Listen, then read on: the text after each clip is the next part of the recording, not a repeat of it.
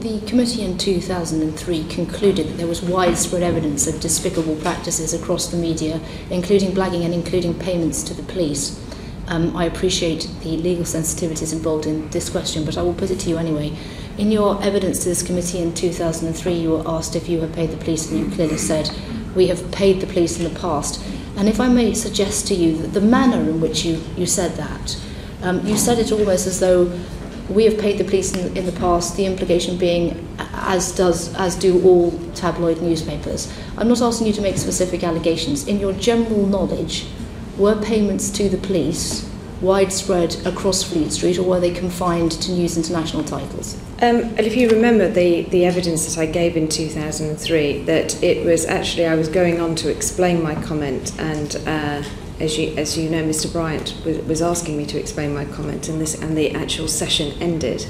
In 2003, straight after my comment about payment to police was in fact clarified. I think Les Hinton, who was the chairman at News International, the 2007 inquiry, clarified it again, and I clarified it recently to the Home Affairs Committee at the end of March, I think.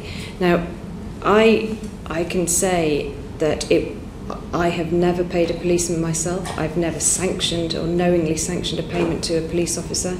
I was referring, if you saw at the time of the Home Affairs Select Committee recently, that you'd have various crime editors from Fleet Street discussing that in the past payments had been made to police officers.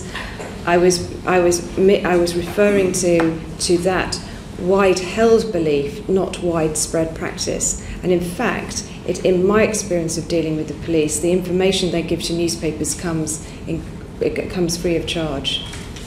Mr. Dacre, in evidence to a parliamentary committee yesterday, stated that, to his knowledge, the Daily Mail has never published a story based on hacking or blagging.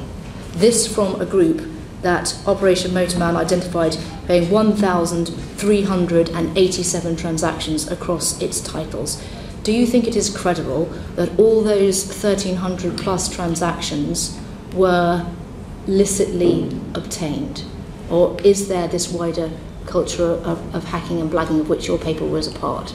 Well, I didn't see Mr. Dacre's evidence. I think that you'll have seen that out of all the media groups in this country, that News International has been the one to openly welcome the Prime Minister's public inquiry into, I think, which will be all Fleet Street practices. I mean, we haven't got the parameters yet.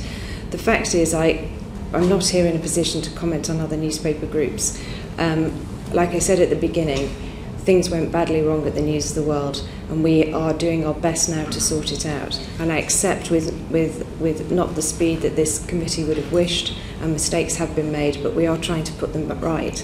I think on Operation Motorman it is important that there was a select inquiry into it, select committee inquiry, and it is properly right that the code of conduct of journalists and the ethics of journalism are in constant review, because if they're not, it is the freedoms that this press enjoys, which I believe in very strongly. If there is not constant review of conduct and ethics, then they are at risk.